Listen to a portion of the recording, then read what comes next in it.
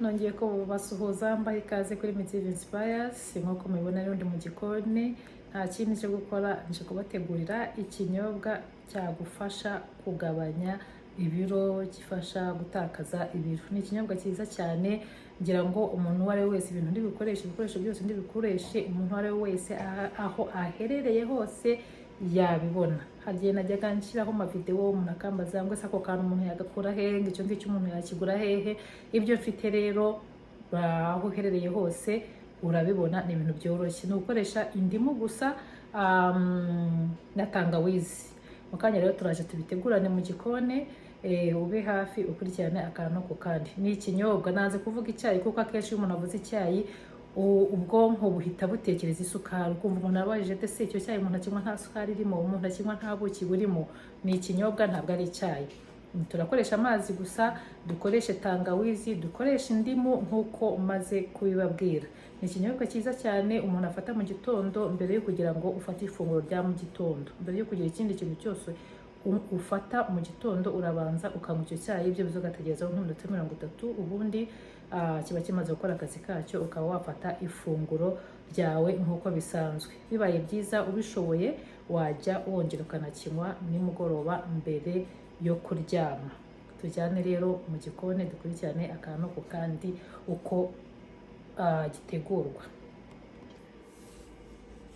Uko mubibona rero nageze mu gikoni. Iyi ni indimu ugiye gukoresha, ariko umuntu akoresha agace k'indimu, ntabwo wese ndi buyikoreshe. Aka ni agace ka tangawizi, niba kubona ko ari akajumba gatoya ndibuze gukoresha. Noneho nta kindi, n'iki gikoresho cyadufasha kurapa tangawizi. Byiza ni ukurapisha hano hatoya kugira ngo haze gusohora akaji neza. Iki nacyo ndacyifashishije ndi gusohora ji mu ndimu, ariko utagifite ntacyo wakanda bikarangira. N'itasi yanjye ndi bunyweremo amazi ngaya ari ku ziko, arimo nayo arashya, yari yanahiye, ubwo ndashyushyamo gake gusa kugira ngo birangire. Noneho rero tugende akantu ku kandi. Ndatangira ndapa indimu ahangaha, kandi ndakira ahangaha. Iyi ngiyi irabihagije. Tangawizi ndumva nayo ari nyinshi kubera kano karakora cyane. Nyine ukoresha bitewe nyine n'ibintu, nko burya umuntu niwe umenya ikigero cy'ibintu akoresha, ariko iyi irahagije mu itase y'amazi. Ubwo ndafata ya ndimu yanjye nyicamo kabiri. Murabona neza ko amazi yahiye.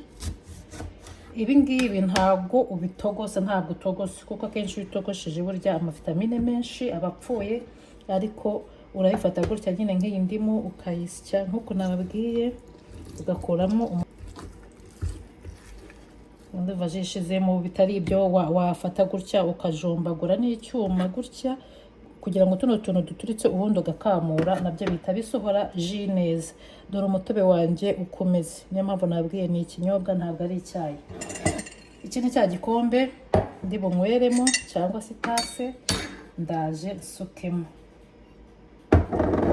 Iyi ni ji, ndasukamo ji y'indimu. Mwayibonye, hari nk'abantu wenda bavuga ati njyewe indimu njya mu gifu, ibintu byinshi. Ubonye ko bane nyinshi ushobora kugabanya igice, ariko ibintu byinshi biba bibi. Ariko wafashe nyine igipimo kirenze, icyo gihe wagabanya ukaringaniza n'ukuntu uyishaka.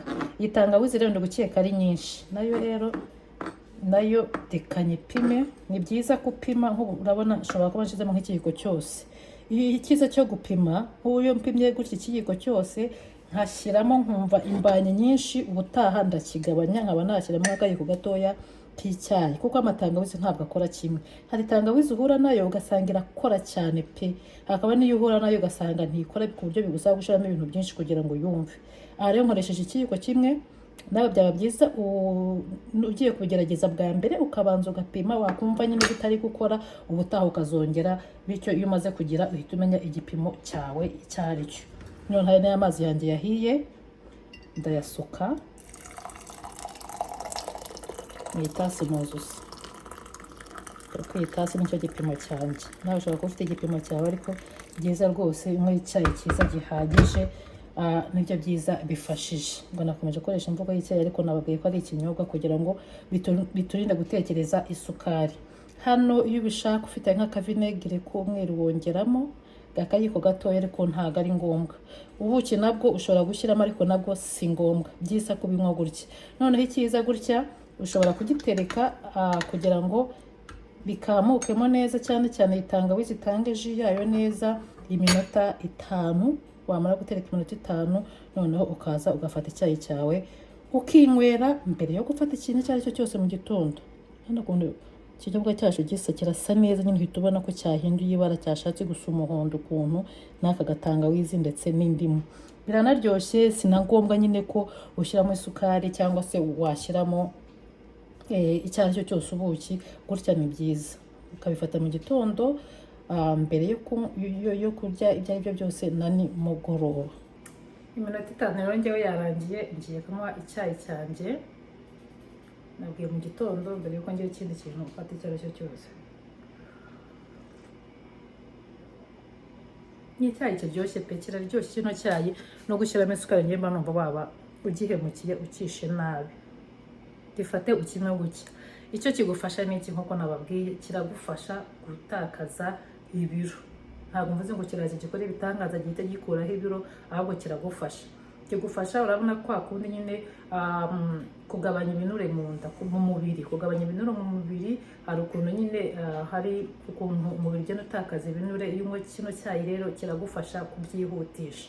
Ikindi gituma utagugarara mu nda nyine ngo numara kurya. Hari ukuntu umuntu arya mu gitondo cyangwa saa sita ibiryo bikirwa mu nda, bikagera nimugoroba udashaka kujya kwituma, kandi iyo bigeze nimugoroba ukuntu ubwonko bw'umuntu buteye uramubwira ati amasaha yo kurya arageze. Cyane iyo wamenyeye kurya 2 ku munsi cyangwa 3, ukajya kurya na bya bindi bikikurimo. Urumva rero nta cyakubuza ko inda yawe ibyimba pe, kuko ufashe ibiryo ugeretse ku bindi. Iyo ufata kino cyayi rero neza, icyo gihe ujya kurya bya bindi bya mbere byasohotse byakuvuyemo, wagiye kuri toilette witumye neza, ukaza kurya koko ibiryo ubishaka, numva ushaka kurya nta kintu kiri mu nda, nta kintu kikubyimbanye. Urumva rero ko ari icyayi cyiza cyane.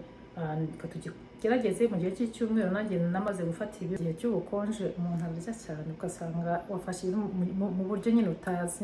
Bimaze kumbana byinshi, ndagira ngo tubitangirane nanjye namwe, noneho tuze kureba mu gihe cy'icyumweru. Nubona wagize impinduka uzaza unyandikire, cyangwa ni discipline cyangwa no kubikurikirana nyine umunsi ku wundi. Byanze bikunze uzabona impinduka kandi uzaza umbwira. Tagatangawizi kanjyewe kakoze, kamwe napimye mwabonye kakoze rwose. Urabona ko tasa rero ni kinini cyane. Ngaho rero muryoherwe. Ntiwibagirwe gusiga ukoze subscribe, umpere share no ku nshuti zawe. Noneho mujye muza tuganire utuntu ubwenge, twungurane mu bwenge. Imana ikomeze ibarinde.